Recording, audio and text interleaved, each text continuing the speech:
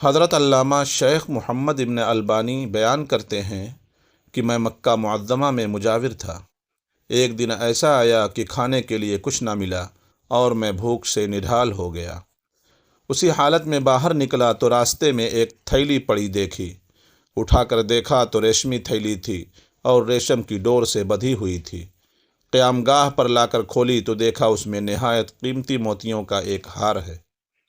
میں بازار میں نکلا، دیکھا کہ ایک شخص رومال ہاتھ میں لیے پکار رہا ہے کہ میری تھیلی جس میں موتیوں کا ہار تھا گم ہو گئی ہے، جو صاحب اس کا پتہ دیں گے ان کو شکریہ کے طور پر 500 دینار انعام دوں گا جو اس رومال میں بندھے ہوئے ہیں۔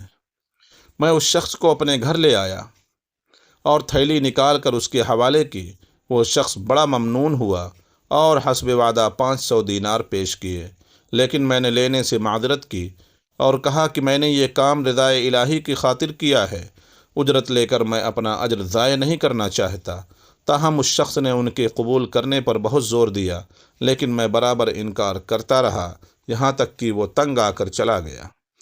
اس واقعہ کے کچھ عرصہ بعد میں نے مکہ معظمہ سے رخت سفر باندھا اور ایک سمندری جہاز پر سوار ہو گیا۔ بدقسمتی سے راستے میں طوفان آ گیا اور جہاز ایک چٹان سے ٹکرا کر پاش پاش ہو گیا۔ میرے سوا سب مسافر ڈوب گئے۔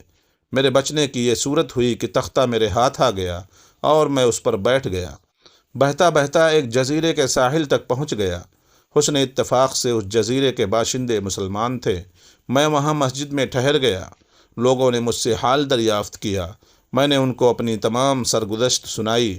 لوگ یہ سن کر بہت متاثر ہوئے اور میرے ساتھ نہایت اچھا سلوک کیا۔ بہت سے لوگ مجھ سے قرآن حکیم کی تعلیم حاصل کرنے لگے اور اپنے بچوں کو بھی نوشت و خط سیکھنے کے لیے میرے پاس بھیجنے لگے۔ تھوڑی ہی مدت میں یہ لوگ مجھ سے بے حد مانوس ہو گئے اور مجھے اپنا مرشد سمجھنے لگے۔ وہ مجھے کافی مالی امداد بھی دیتے تھے اور دوسری کوئی خدمت کرنے سے بھی دریغ نہ کرتے تھے۔ ایک دن انہوں نے آپس میں مشورہ کیا اور پھر میرے پاس آ کر کہا کہ ہماری رائے یہ ہے کہ آپ شادی کر لیں اور یہاں مستقل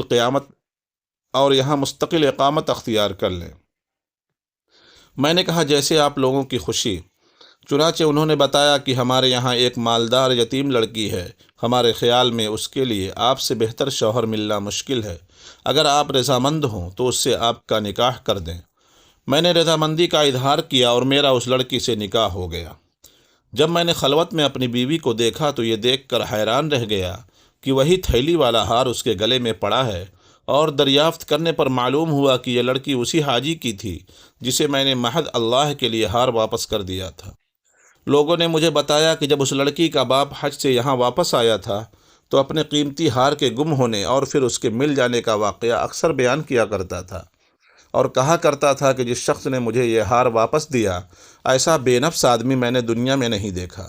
پھر وہ یہ دعا کیا کرتا تھا کہ کاش اس کی مجھ سے یہاں ملاقات ہوتی تو میں اپنی لڑکی کا عقد اس سے کر دیتا۔ شیخ محمد البانی فرماتے ہیں کہ اللہ تعالیٰ نے اس مرحوم حاجی کی دعا کو شرف قبولیت بخشا اور اس لڑکی کا میرے ساتھ عقد ہو گیا۔ اس بیوی سے اللہ تعالیٰ نے مجھے اولاد بھی عطا فرمائی اور اپنے والد کی تمام جائیداد کی تنہا وارث تھی وہ۔ چند سال بعد وہ قضاء الہی سے فوت ہو گئی اور اس ہار اور دوسری جائیداد کے وارث میرے بچے ہوئے۔ خدا کی قدرت یہ کہ بچے بھی کچھ عرصے بعد انتقال کر گئے اور اس ہار اور جائیداد کا مالک میں بنا۔ اس ہار کو میں نے 1,00,000 دینار میں فروخت کیا۔ پھر اللہ تعالیٰ نے اس رقم میں اتنی برکت دی کہ میرے پاس مال و دولت کا کوئی حساب ہی نہ رہا۔